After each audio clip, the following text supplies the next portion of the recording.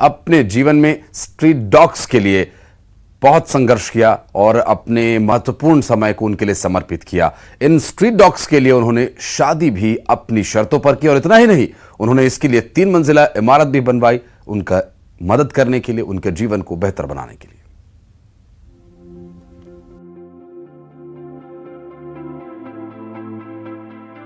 पहले आप ये 3 मंजिला इमारत देख लीजिए और इस 3 मंजिला इमारत में इधर उधर दौड़ते डॉगीज को।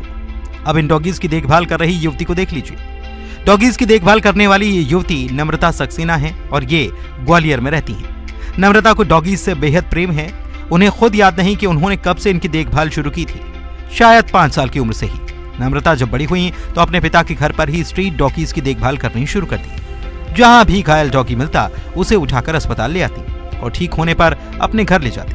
बेजुबानों के खिलाफ कहीं हिंसा होती तो नम्रता मैदान में लड़ने के लिए पहुंच जाती। इतना ही नहीं, जब इनका रिश्ता तय हुआ तो नम्रता ने होने वाले पति के सामने ये शर्त रख दी कि वो अपने 15 स्ट्रीट डॉगी को साथ लेकर ससुराल आएंगी। हुआ भी ऐसा ही। पुलिस में नौकरी करने वाले पति ने शर्त मान ली और नम्रता अपने साथ डॉगी लेकर ससुराल आ गई। डॉग का शौक तो मुझे बचपन से ही है। जब मुझे याद भी नहीं है कितने साल की थी, शायद 5 या 6 साल की थी, तब से मुझे डॉग, स्पेशली डॉग का शौक है, जो अभी तक है और आगे भी रहेगा।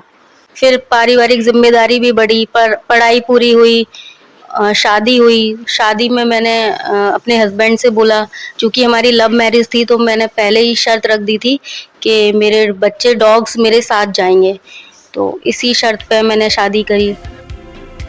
ग्वालियर के पास इलाके में स्थित ससुराल और आसपास के लोगों को जब नम्रता के डॉगीज से दिक्कत होने लगी तो नम्रता ने कोटेश्वर इलाके में ये 3 मंजिला मकान बनवा लिया, जिसमें अब वो अपने 20 डॉगीज के साथ रहती है।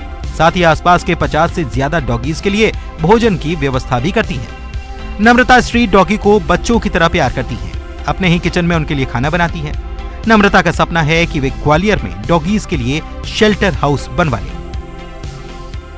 मैं आगे इन लोगों के लिए ग्वालियर में एक शेल्टर होम बनाना चाहती हूँ, जो बिल्कुल निःशुल्क रहेगा, कोई चार्ज नहीं रहेगा।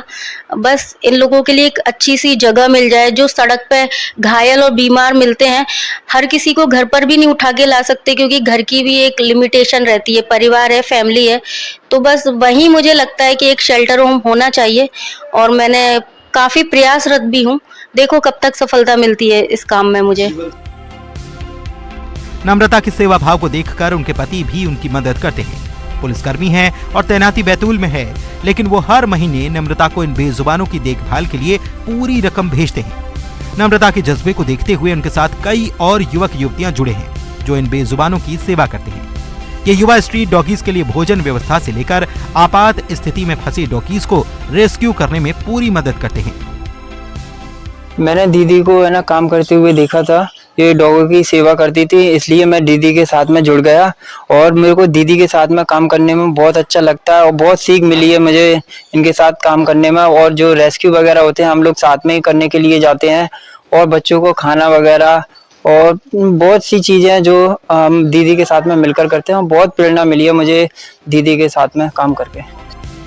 आज के दौर में जब युवक युवती अपना करियर बनाने, परिवार को संवारने में जीवन लगाते हैं, वहीं ग्वालियर की नम्रता अपने जीवन को इन बेजुबानों की सेवा में लगा रही हैं। उनका ये काम मानवीय संवेदना की जीती जागती मिसाल है। सुशील कौशिक, न्यूज़ 18, ग्वालियर। चलिए यार, एक छोटे से ब्रेक के लिए जल्द लौटते हैं।